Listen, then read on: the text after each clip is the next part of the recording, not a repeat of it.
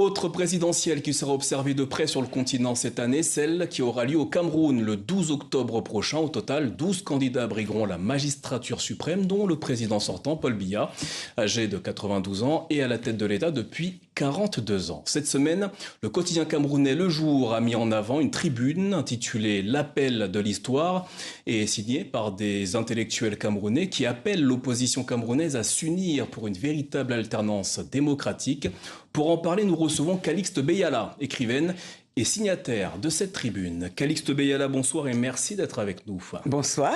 Alors vous signez avec d'autres figures camerounaises cette tribune qui appelle l'opposition à s'unir. Pourquoi ce texte et pourquoi maintenant ? Pourquoi ce texte ? Parce qu'il faut maintenant agir. On a attendu, on a cru que les politiques allaient faire le nécessaire pour que nous sortions de ces zones sombres de turbulence, de la déstructuration du Cameroun. Mais personne ne fait rien et on est obligé d'agir.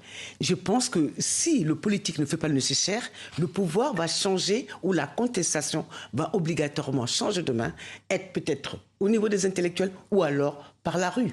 Je pense qu'aujourd'hui au Cameroun, on ne va pas accepter une énième fois de vivre comme dans le passé, sans eau, sans électricité et sans même un État. Parce que l'État camerounais n'est même pas embryonnaire aujourd'hui. Il n'existe pas. Il y a quelques figures qui dictent des choses. On ne sait pas d'où ça sort, d'où ça vient et où ça part. Personne n'est puni. Il y a des meurtres et on est là, on observe et ils disent qu'ils nous dirigent. Non, ça doit s'arrêter d'une façon ou d'une autre. Comme a dit un pasteur, ou un évêque, on va peut-être choisir le diable. Alors, même le chat, hein, je dis même le chat. Calixte Beyala, vous appelez donc à l'union de l'opposition, mais certains Camerounais, notamment favorables à Paul Biya, se méfient des intellectuels qui ont un pied au pays et un pied à l'extérieur, hein, notamment avec cette tribune. Ne pensez-vous pas que vous êtes vous aussi dans cette forme de bulle qui pourrait vous couper de certaines réalités camerounaises ? J'ai une maison au Cameroun, je vis beaucoup au Cameroun, aujourd'hui beaucoup plus qu'avant. Quelquefois, je vis un an au Cameroun sans mettre un pied à Paris. Donc, je suis de plein pied et il me voit en action au Cameroun, j'y agis. Récemment, j'y ai construit même un pont pour les plus pauvres du pays. Donc, on ne peut pas me dire on ne peut pas me contester de ne pas vivre dans ce pays. Par ailleurs, ils ont tout fait pour chasser les intellectuels de ce pays. Il faut arrêter de nous faire chanter. Ils ont tout fait. Soit on est emprisonné, soit on ne travaille pas. Imaginez-vous qu'un universitaire au Cameroun qui proteste et qui est titulaire de son poste, parce qu'il a dit que le pouvoir est dysfonctionnant, on le chasse de son poste. C'est courant chez nous là-bas. Donc, vous voulez que les intellectuels et les élites fassent quoi ? Qu'on ne vive plus ? Mais on essaye de vivre, on essaye de survivre. Donc vous estimez que c'est le rôle des intellectuels de s'investir, de s'engager aujourd'hui ? Mais ça mais on l'a toujours fait. Depuis 40 ans qu'il est au pouvoir. Non, on l'a toujours fait. Il y a eu beaucoup de morts. Vous êtes juste en train d'oublier certains qui sont morts en chemin, à l'étranger ou dans le pays, qui ont disparu. On oublie par exemple des contestations des élites aux États-Unis qui se sont fait assassiner, même aux États-Unis. Donc il faut arrêter de faire croire que les élites camerounaises n'ont jamais, même les Mbembe, Achille Mbembe, on a toujours protesté. Mais c'est vrai que quand on a décidé d'ignorer vos voix, on fait croire que vous n'avez jamais rien dit. Les élites camerounaises ont toujours été contre ce pouvoir. Ceux qui y travaillent, on les y oblige. Je vous informe que... Ça c'est vous qui le dites. Hein, mais c'est moi qui le dis. Alors... On les oblige à être dans le parti État pour pouvoir continuer à travailler. Calixte Beyala, le mot d'ordre dans cette tribune, il est clair, s'unir et agir stratégiquement. Concrètement, comment imaginez-vous l'union d'une opposition souvent fragmentée et jalouse de ses chapelles ? Elle est jalouse de rien du tout. Elle est juste fragmentée et puis égoïste et égocentrée. Voilà ce que je pense de cette opposition aujourd'hui. J'ai attendu avec joie que la réunion de Fumban, on nous sorte un leader que tout le monde suivrait. Mais à 5, ils ont été incapables de nous désigner un leader. Vous vous rendez compte que l'urgence n'est pas soit son petit ego, c'est de sortir un peuple de la misère, c'est de sauver un peuple, de sauver un pays. Et ses opposants, aujourd'hui, n'en ont pas conscience. Quand on dit que c'est l'opposition la plus bête du monde, c'est avec raison. Moi, je les appelle la bande à Biya, parce que j'ai comme l'impression qu'ils font tout pour que Biya soit réélu. On ne va pas aller se disputer pour gagner 0,02% des voix. En s'unissant, Biya sera forcément battu, même si d'aventure, il s'est déclaré vainqueur. Calixte Beyala, vous insistez sur la nécessité d'un candidat unique. Quelle qualité doit absolument incarner ce candidat fédérateur, comme vous le décrivez dans ce texte ? Je ne m'en fous des qualités. Au point où nous sommes rendus, nous allons suivre un chat. Au point où nous en sommes, Nous voulons juste quelqu'un. Nous voulons avoir une nouvelle respiration. Est-ce que vous nous entendez? Nous voulons respirer. Nous voulons penser que nous vivons encore. Nous voulons penser que nous avons encore de l'espoir. Parce que c'est ce qui nous manque au Cameroun aujourd'hui. N'importe qui. Vous savez, un président n'est pas si important que ça. C'est ceux qui l'entourent. Il dirige quand même l'État. On le voit très bien à partir de la Suisse que l'État est très dirigé au Cameroun. Oui, merci à nous.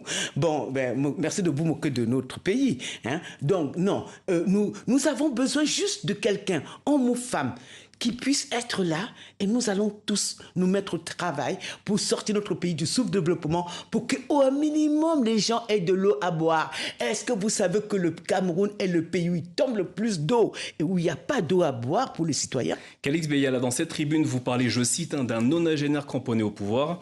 Est-ce un appel direct à Paul Biya pour qu'il quitte ou qu'il renonce à ce 8e mandat ou un message à destination des Camerounais pour qu'il sorte de cette forme d'attentisme? C'est les deux.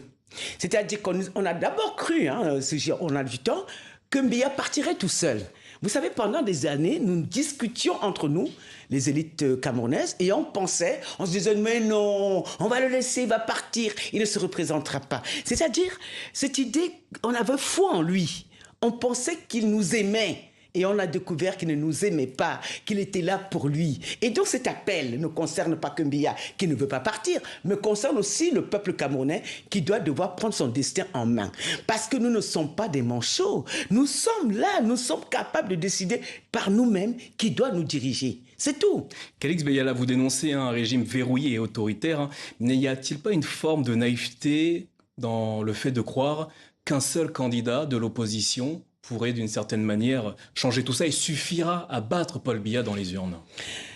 Je n'ai jamais beaucoup cru qu'on battait une dictature par les urnes, si vous voulez mon opinion personnelle. C'est-à-dire, bon, c'est un très beau discours quand on nous dit, oui, l'alternance dans la paix, etc. Oui, moi aussi, je reprends le discours. Et dans ce cas-là, comment obtenir l'alternance pacifique au Cameroun? En pacifiant. En pacifiant, vous avez très bien compris.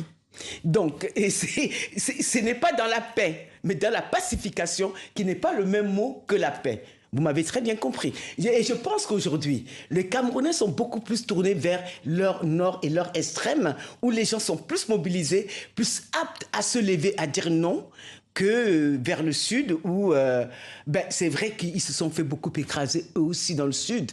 Toutes les élites pratiquement ont été jetées dans les prisons ou tuées. Donc du coup, c'est vrai que c'est plus compliqué pour les gens du sud. Mais aujourd'hui, on voit quand même qu'il y a un mouvement qui se fédère autour des leaders du nord. Dans cette tribune également, vous parlez d'un État miné par les fractures séparatistes. Qu'est-ce que vous craignez face à cette situation actuellement au Cameroun, que vous décrivez comme cette fracture séparatiste dans le pays? Mais oui, mais il y a la guerre dans notre zone anglophone depuis des années. Nous y perdons beaucoup de nos enfants. C'est une hémorragie pour le Cameroun. Et il y a déjà peut-être 8 ans aujourd'hui que le Nozo réclame d'une certaine façon son indépendance. C'est parti des petites choses. Ils voulaient des traductions en langue anglaise qu'ils n'avaient pas. On les obligeait à étudier en français. Donc peu à peu, tout s'est parti en vrille. Et aujourd'hui, notre zone anglophone, alors que nous avons toujours compté vivre ensemble, et on a toujours vécu ensemble, est à feu et à sang. Nous ne nous cachons pas derrière nos petits doigts. Et en plus de ça, nous avons notre extrême nord où il y a des incursions de Boko Haram en permanence. Nous avons notre est aussi qui est très fragilisé. Donc, quand on parle de ça, il y a aussi l'idée aussi qui circule, puisque tout va mal, que les régions doivent finalement avoir leur autonomie, qu'on doit chacun vivre dans une forme de décentralisation avec des micro-États fédérés. Il y a tout ça qui circule en ce moment parce que vous savez, c'est difficile de partager la misère. Il est plus facile de partager l'abondance. Et aujourd'hui, nous partageons la misère.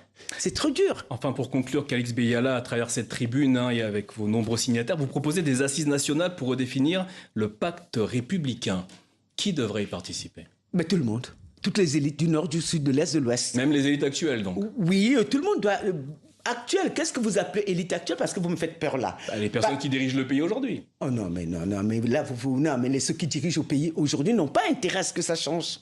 C'est à leur avantage. La désagrégation du Cameroun est à leur avantage. L'état actuel de pourrissement du pays est à leur avantage. Donc, ils ne veulent pas que ça change. C'est nous qui voulons que ça change. Et c'est la majorité. Sachez que 99% des Camerounais veulent le changement. Ils veulent un autre président. Ils veulent la refondation de l'État. Ils veulent une forme de décentralisation et d'autonomie, mais non d'indépendance. Ils veulent juste être un État comme un autre, respecté, avec des règles et qui ait moins, par exemple, de corruption. Par exemple, c'est un pays où la corruption est la règle et la norme qui est partout normale est pour nous une déraison.